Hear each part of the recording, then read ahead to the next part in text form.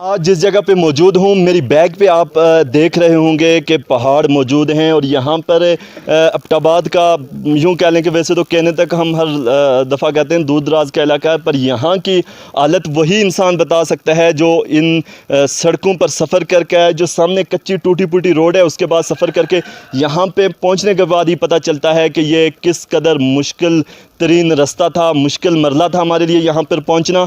उसके बाद इससे बढ़कर ये तो कुछ मुश्किल नहीं है। हम जब आगे की कहानी जो आपके साथ आज शेयर करने जा रहे हैं, जब उसको आप सुनेंगे तो उसके आगे हमारा दर्द कुछ भी नहीं है। यहाँ पर जो पहाड़ों से ये गिरी हुई वादी है, इसको पहाड़ों ने चारों तरफ से घेर रखा है। यहाँ से वैसे भी इंसान की जो आवाज़ है, जब जो जुल्म तो जब अवानों के करीब हो जाए, वहाँ पर अगर वो आवाज़ जो है वो अगर पार्लियामेंट तक ना पहुँच सके या वज़ीर-ए-आज़म तक ना पहुँच सके, तो आप अंदाज़ा लगा सकते हैं कि यहाँ से कैसे आवाज़ वहाँ तक पार्लियामेंट में पहुँच सकती है। एक ही तरीका है हमारे पास कि आवाज़ आज मेरे पास वालदेन को मैं आपके साथ मिलाने जा रहा हूँ। आप उनकी जब कहानी सुनेंगे कि उनके ऊपर क्या दुख गुज़रा, क्या क़यामत गुज़री, तो उसके बाद मुझे यकीन है कि ये आवाज़ ना सिर्फ इन पहाड़ों के अंदर महदूद नहीं रहेगी, बल्कि ये आवाज़ यहाँ से निकल कर अवानों को भी हिलाएगी और वज़ीर-ए-आज़म के ज़मीर को भी ज़रूर झंझोड़ेगी। बात कुछ इस तरह से है कि नदीम वल्द रशीद जो 11 तारीख को बाराको के होटल पर रात 2 बजे उसका दोस्त आता है और उसको अपने साथ लेकर जाता है। 2 दिन के बाद एक दूसरे दिन जो है होटल मालिकान जो है उसके वालिद को रब्ता करते हैं और वो लाहौर में होते हैं। उनको आपका जो बेटा है वो एक कैसर नामी जो लड़का है उसके साथ यहाँ से वो उसको लेकर गया है। गरीब वालिदैन है, ये भी अपने काम में बिज़ी थे। इसके वालिद वो ख़ुद जो लड़का था वो होटल पे मज़दूरी करता था। उसके छोटे बहन भाई हैं, 3 उससे छोटे भाई हैं और 2 उसकी बहनें छोटी। वालिदैन जो उसके हाथों को सजाने की बात कर रहे थे, उसका माथा जो है वो सजाने की बात कर रहे थे, उसका चेहरा सजाने की बात कर रहे थे, तो उनको क्या पता था कि ये क़यामत टूट पड़ेगी।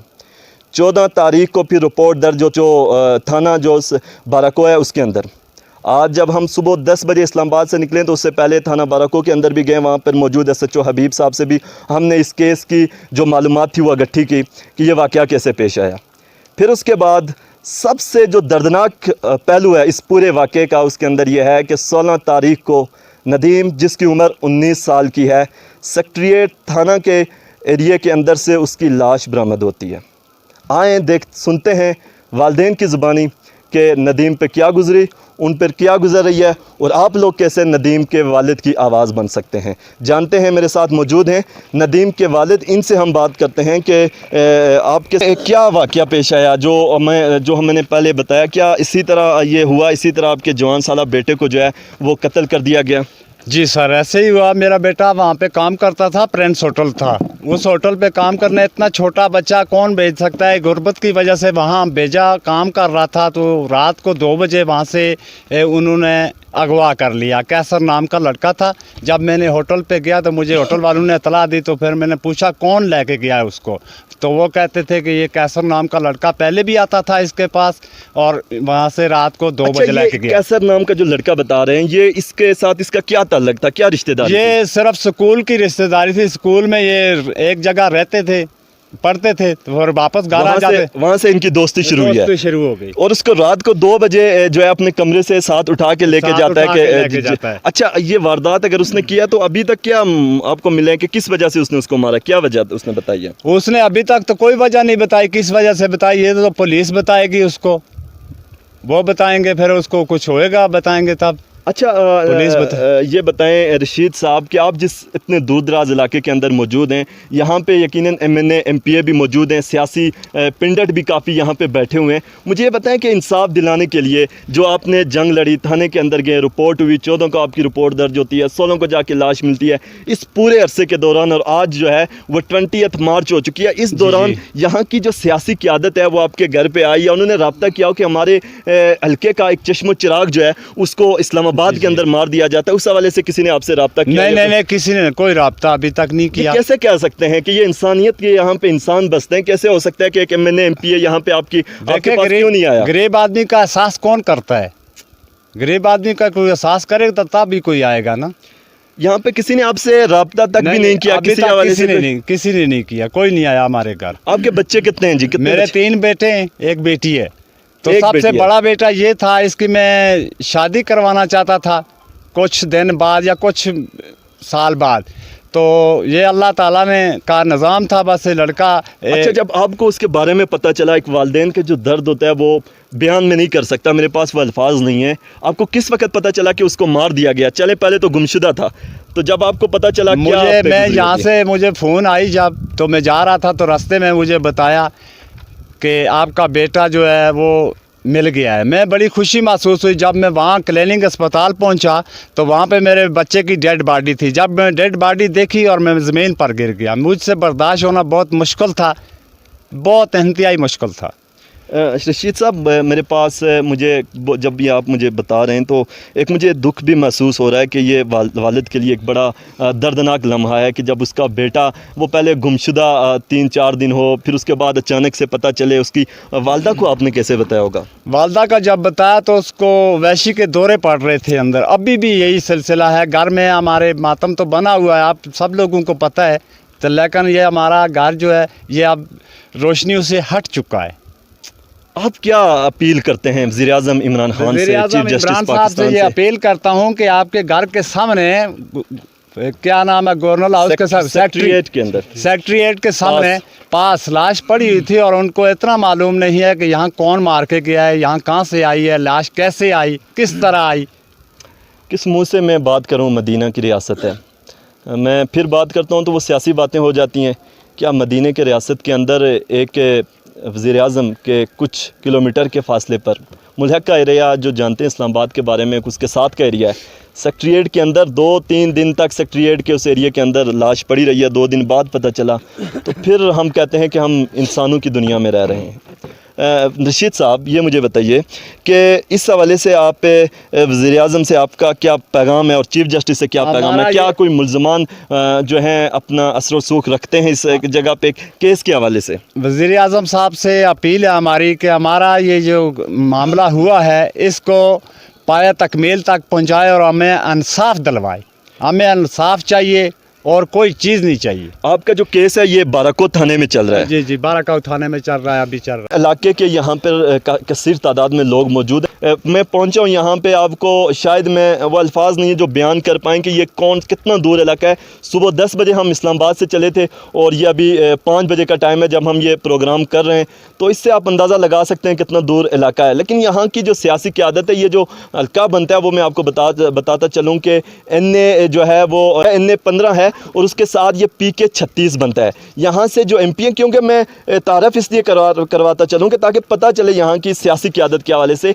PTI के MPA नज़ीर अब्बासी का ये हल्का है, उसके साथ मुर्तज़ा जावेद अब्बासी सबका स्पीकर असम्बली भी रहे, डिप्टी स्पीकर असम्बली भी रहे, तो उनका ये हल्का है। यहाँ तक उनके हल्के के लोगों को अगर सरेआम मारा जाए तो ये लोग पीछे नहीं आते, पर मुझे समझ नहीं आ रही वो वोट के लिए इन दूर इलाकों में पहुँच जाते हैं, पर उस वक़्त हमारे जो सियासी शर्म नहीं आती, वो किस मुंह के साथ जो है वो आते हैं।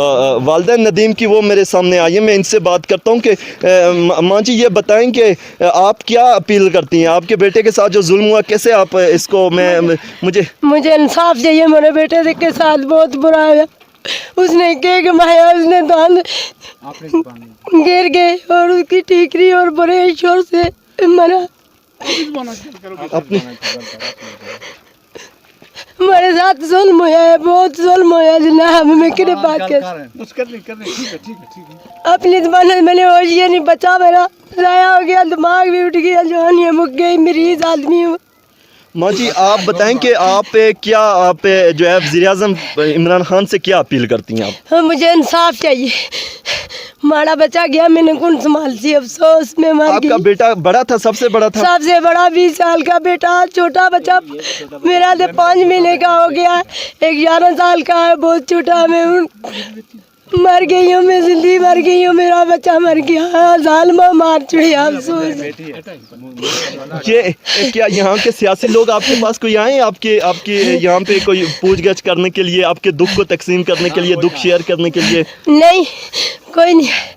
आप जो हैं क्या आपके पास इस केस को लेकर चलने के लिए क्या आप केस को लेकर चल सकते हैं? आप लोगों के आप बता रहे हैं कि जिसके इसके वालिद भी जो हैं वो काम करते हैं, दिहाड़ी लगा के काम करते हैं, उनके पास भी वो वसाइल नहीं है, तो फिर क्या चीफ जस्टिस से पैगाम देंगे आप?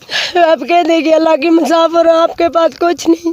नाज़रीन हाथ जोड़ के ये फरियाद कर रही हैं, एक मांग की फरियाद है। मुझे ये कहने में मेरी अगर किसी ने वीडियो को जो है जिस पेज पे मर्जी शेयर कर ले, इस पर कोई कॉपीराइट नहीं है, मैं किसी तरह की वो नहीं करता। मेरे चेहरे के ऊपर आपने अगर कोई और पिक्चर लगा के वीडियो करनी है, लेकिन अगर इनका दुख आप पहुंचा सकते हैं तो ज़रूर आप इसको अपने पेजेस पे अपलोड कर सकते हैं, किसी चैनल पे भी अपलोड कर सकते हैं, कोई कॉपीराइट नहीं है। कॉपीराइट सिर्फ एक चीज़ का है कि इनको सिर्फ और सिर्फ इंसाफ की आवाज़ इनके लिए बुलंद की जाए। इलाके के लोग मौजूद हैं मेरे पास, मैं उनसे भी बात करता हूं कि उनको जो ये वाक़या हो इसके हवाले से ये क्या कहेंगे। जी नदीम, पहली चीज़ तो ये है, नदीम को तकरीबन मैं 20 साल से जानता हूँ, मेरे पड़ोस में है। इंतहाई शरीफ लड़का था, स्कूल के दौर में भी और उसके बाद भी। इनके वालिद एक मज़दूर थे, घर का जो गुज़र बसर था काफ़ी मुश्किल था। इस वजह से नदीम मज़दूरी के लिए पराकाऊ होटल में गया, तो वहाँ से लापता होता है। फिर उसके वालिद साहब आते हैं लाहौर से, उसके ताया को फ़ोन होती है, ये उसके वालिद साहब से कांटेक्ट करते हैं, वो लाहौर से आते हैं। तो जिस दिन लाहौर से आते हैं तो दूसरे दिन ये यहाँ से इस्लामाबाद जाते हैं, FIR कटवा के यहाँ घर आते हैं, घर से इस्लामाबाद जाते हैं। तो फिर इसके बाद इनको मतलब जाके वो FIR इनकी होती है? नहीं, वहाँ से आते हुए FIR कटवा के घर आते हैं। फिर 3 दिन के बाद इनको पता चलता है इनके बेटे की इनके बेटे की डेथ हो गई। आप क्या कहेंगे जी? मैं तो यही कहूँगा कि ये जो अरशीद के साथ जुल्म हुआ है, ऐसा किसी के साथ नहीं हुआ है। जैसा कि आप लोगों ने शहरयार के बारे में ऐसी उठाए थे आवाज़, इसी तरह आप आवाज़ बने। और मैं आपका शुक्रिया अदा करता हूँ कि जो यहाँ पासबंदा इलाके में आप आए हैं, यहाँ ऐसा दुश्वार गुजार इलाका है। और MPA और MNA के बारे में आपने बात की, मैं भी यहाँ से इलेक्शन लड़ चुका हूँ, एक वोट से मैं रह गया था जनरल कौंसिल की।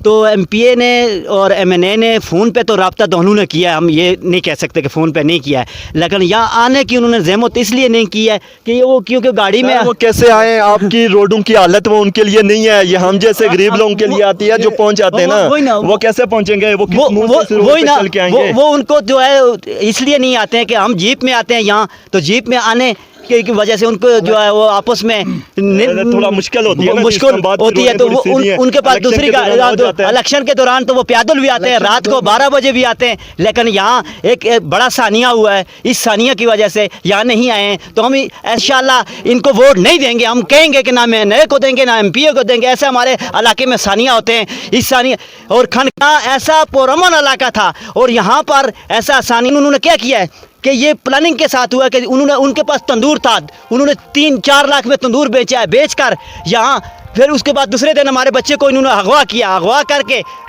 जाके कत्ल किया है।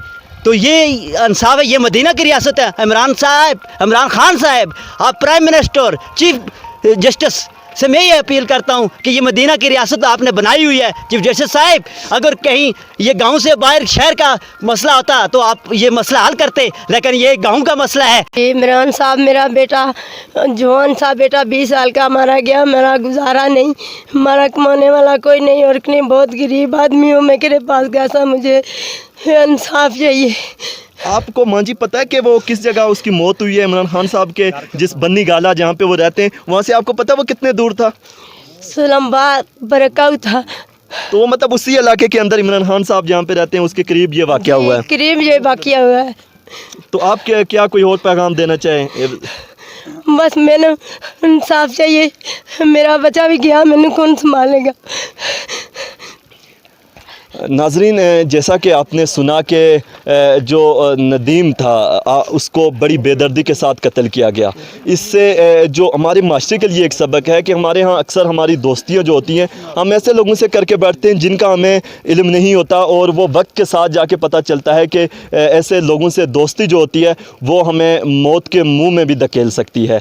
नदीम का भी वाक़या कुछ इसी तरह है कि 19 साला नदीम जो था वो अपने एक दोस्त के साथ, दोस्ती उसकी गहरी थी, जो रात को भी 2 बजे उसको काम करते हुए नदीम को अपने बारको होटल में जो काम कर रहा था उसको साथ उठा कर ले गया और उसके बाद जो है उसको कत्ल कर दिया। अभी पुलिस जो है मज़ीद इसकी तशवीश कर रही है कि आने वाले दिनों के अंदर ये भी सामने आ जाएगा तशवीश के बाद कि वो कत्ल उसने उसको किस वजह से किया। तो इससे हमें ये सबक मिलता है कि मेरे तमाम व्यूवर्स जो पेरेंट्स जो देख रहे हैं कि खुदारा अपने बच्चों पे नज़र रखें और ऐसे लोगों से उनको दूर रखें जो जिनका रिकॉर्ड जो है वो ठीक नहीं है। अगर बसूरत आप बसूरत दिगर अगर आप अपने बच्चों पे नज़र नहीं रखेंगे तो कई नदीम यहाँ पे बनेंगे। अब आपने आवाज़ उठानी है, नदीम के लिए इंसाफ की आवाज़ आपने उठानी है, जस्टिस फॉर नदीम आपने चलाना है। आपकी आवाज़ होगी, आपका एक क्लिक होगा जो वज़ीर-ए-आज़म पाकिस्तान इमरान खान साहब तक बूढ़ी माँ की फरियाद लेकर जाएगा। उम्मीद है कि तमाम देखने वाले जो मेरे व्यूवर्स हैं वो इस वीडियो को जो है वो इतना शेयर करेंगे आगे तक ताकि नदीम के जो वालिदैन हैं उनको इंसाफ मिल सके। नदीम तो अब चला गया, नदीम वापस नहीं आ सकता, लेकिन आपका शऊर, आपकी अवेयरनेस, आपकी एक आवाज़ जो है कई नदीम जैसे नौजवानों को बचा सकती है। तो देखते हैं आने वाले दिनों के अंदर इसमें मज़ीद पुलिस क्या कार्रवाई करती है। सियाब अहमद अब्बासी को इसी के साथ दीजिए इजाज़त। अल्लाह हाफ़िज़।